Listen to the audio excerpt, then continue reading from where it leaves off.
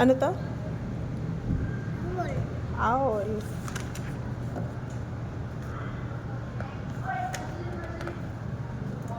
Gusto ko ng kulay ito ko. Ewan ko sa'yo. Ito. Kulay ko lang. Mamaya. Tapos na ito. Oo. Madali. Oh, ano to?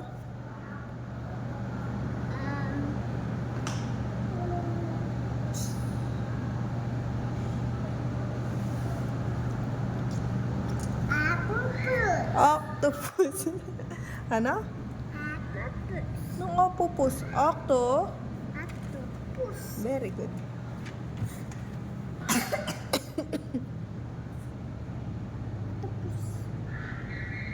Oh, wait.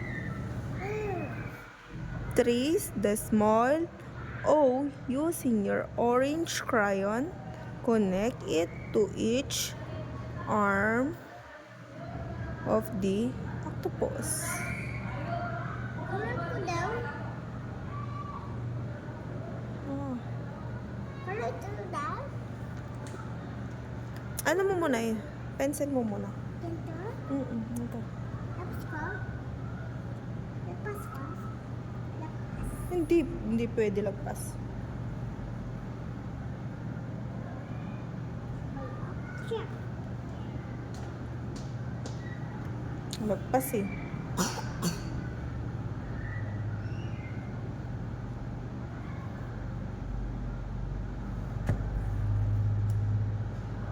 Ulitin mo to.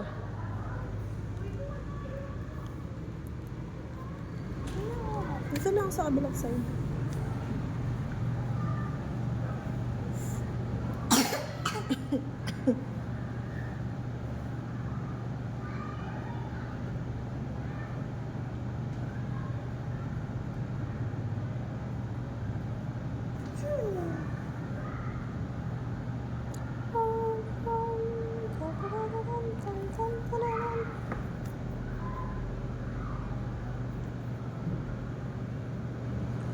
Dami.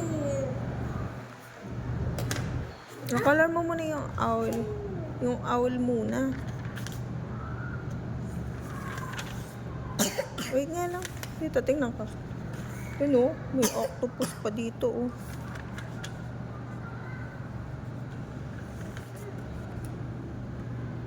Landis. Wait lang. Baby talk ka dyan. Mabakit color mo ka. Ikaw nagkulay niyan eh. Ikaw na.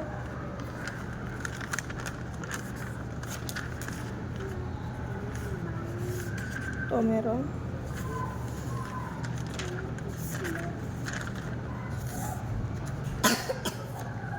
Yak. Anong kulay yung octopus? Color blue. Recite the rhyme as you trace the letter O with your point. Start from the top all the way around. Circle from the middle. All around you go. Dali yung owl. Anong kulay yung owl? She is brown. Brown. Brown. It's brown. It's like chocolate. Yeah. Yung ano niya, yung hindi brown na, yellow. Yellow yun eh. Yung mata niya, Hindi, wag mo nang kukulayan. yun niya, diba? Ito. Wait. Yung face niya brown. Alis. Hindi pala na ano to. Naku, hindi pala nalagyan na ano. Go. Ito din. Lahat. Lahat. Bilis na. Doon na lang sa bahay. Sabihin mo.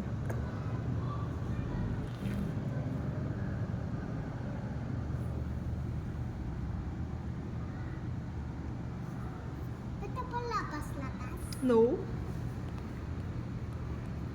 Dapat magaling ka na magkulay. Lagpas-lagpas ka pa. Joke na.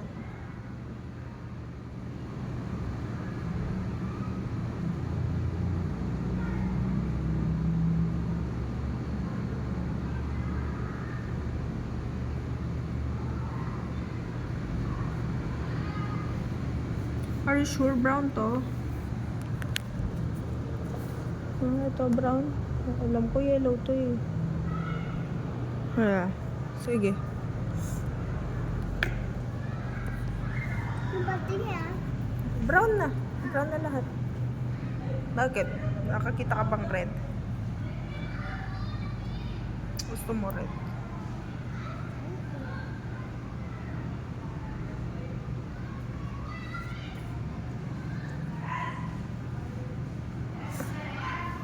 Yung wings niya.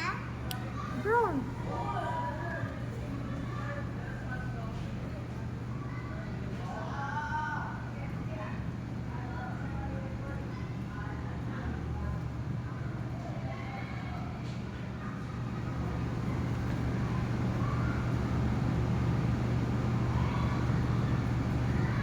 Oh, done.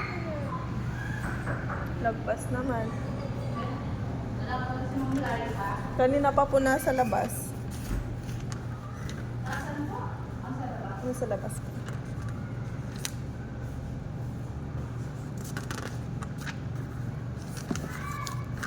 Umbrella. Umbrella. Color pink. Ano to? Ano to?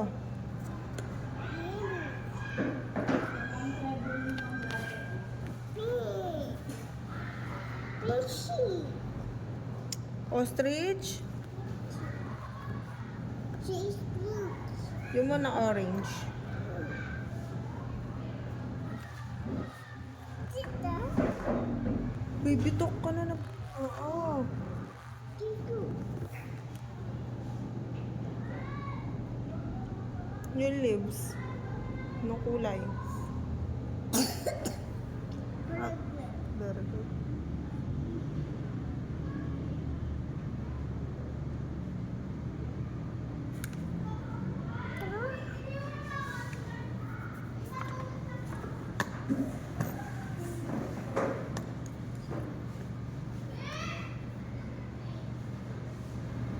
Dito na siya gumagawa. Kasama mo yung ano dyan, kasama ko lagi. Nga po. Pero, umuwi na po nung, umalis na po nung 1.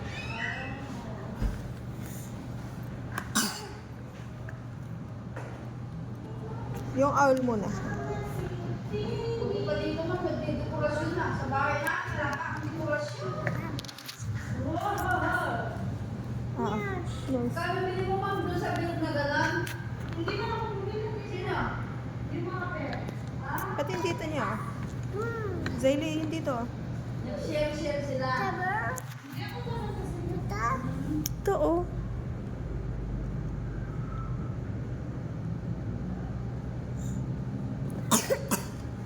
Oh. Pag iniwanan mo pa yung dalawa ma'am, ayun pa. Sila ang, oo, ano ang silbi nila? Yes, ng mga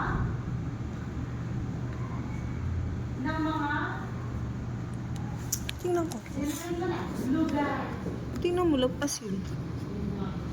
Ano, number 2, ang mga alam mo na nagkakaroon na mapagputulan ng kita. O dahil yan ay mga magaganda, kapag inalagaan mo ng mabuti, tutubo yan ng maganda. Kapag tumubo yan ng maganda at naparami mo, pwede mo yan mapagkakakitaan. Pwede mong ibenta. Diba? Kaya Ganyan. ang mga iba, nagbibenta sila ng mga halaman.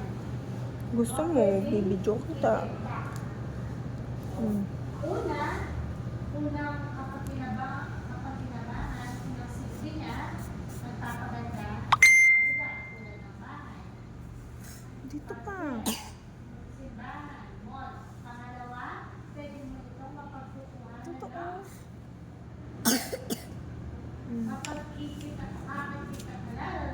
kapag kakakitaan, magkakaroon ka ng parang business.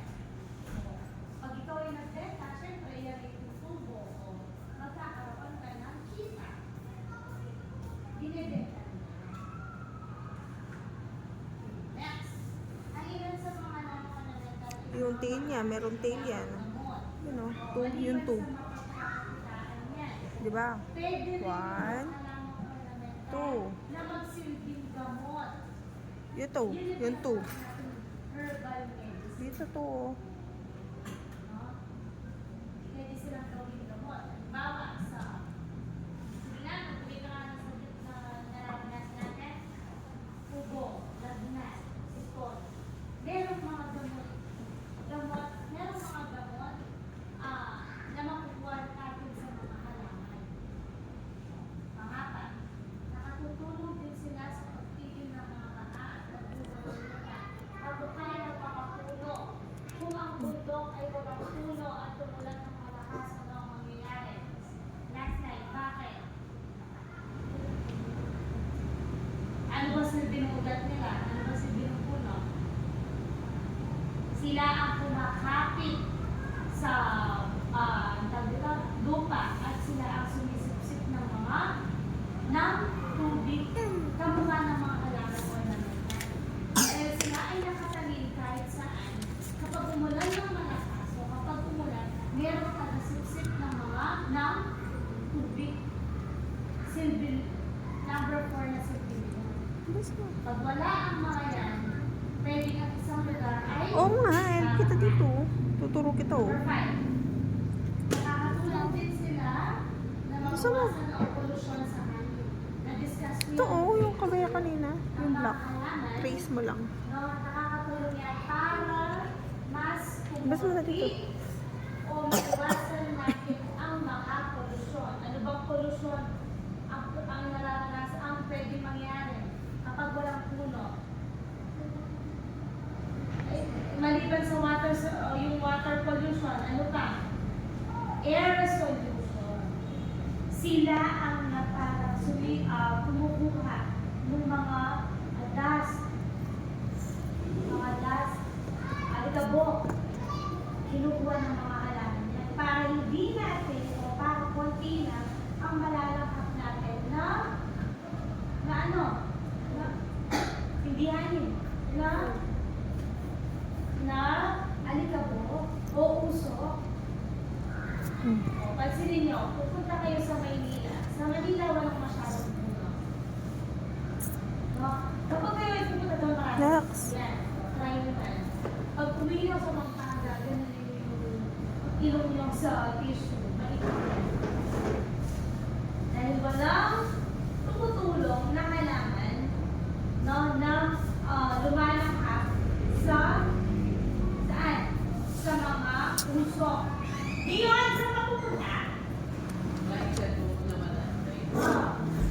Nga. Number 6. Nakapagbibigay sila ng sariwang hangin at lilim kung mainit ang panahon. Dito ka kasi mag-start oh.